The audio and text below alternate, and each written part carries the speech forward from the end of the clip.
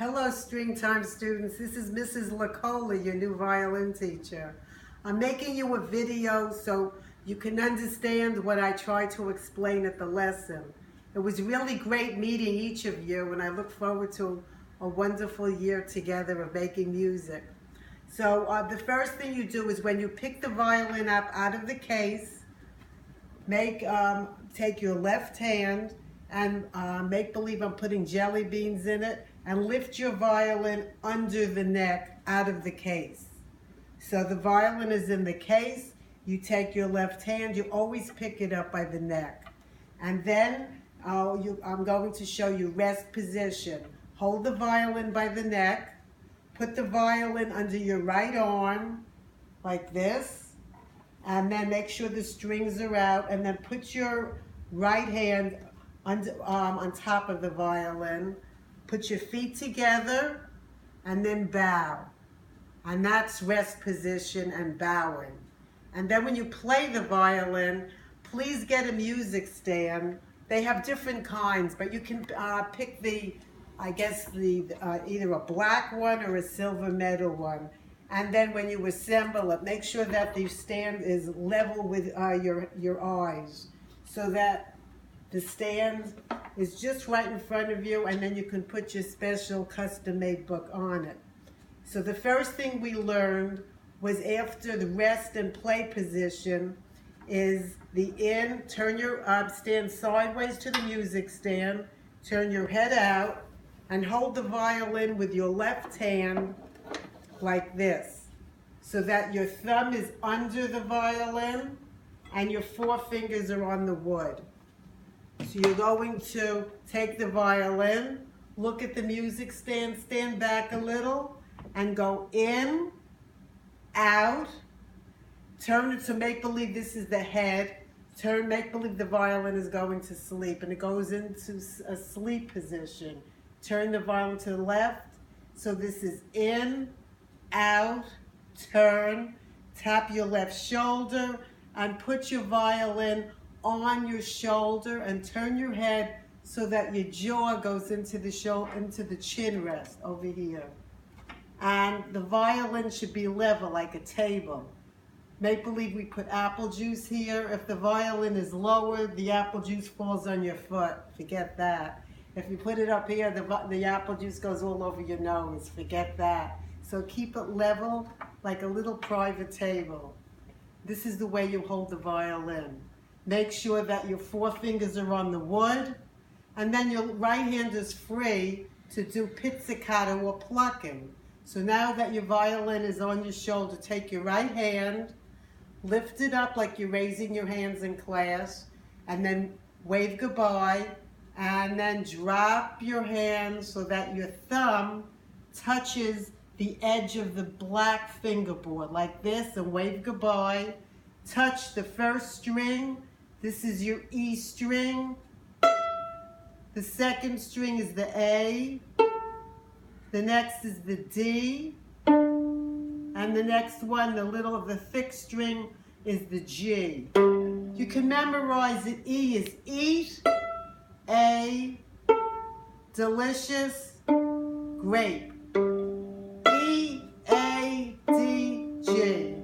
And then you can make up little songs with the open strings like this. Practice getting a good sound, and make sure you pluck the string with your pointer finger like this. Practice that. And then you can compose your new song. So I gave you a sheet that says write a song. And the thing to remember is to make sure that the first, the second, and the fourth line are exactly alike. Pick any notes that come out of your head. The choice is G, D, A, or E. So I'll make up my song now. This is a sample. I'm going to go E, E, A, G, D, E. Then I write the same thing on the second line. E, A, G, D, E. And then on the fourth line, I write the same thing. And the third line is, I wrote different. So arrange the G, D, A, E in a different order. Maybe you want E, A, D, E, G. And then you're ready to play it. So line 1, I look at the letters and then I play the string that the letters indicate. So if it says E, I play this. If it says G, I play this. If it says D, I play this. And if it says A, I play this. So let's see, I'll play the first line. It says E, E, A, A, G, D, E. Here I go. E, E, A, G, D, E. And then I do the same thing again. It's line 2. And then the third line is different. It says E, A, D, E, G. And then the fourth line is just like the first and second. So you just finished playing your original song, and now we give it a name. What should I call it? Maybe Stringtime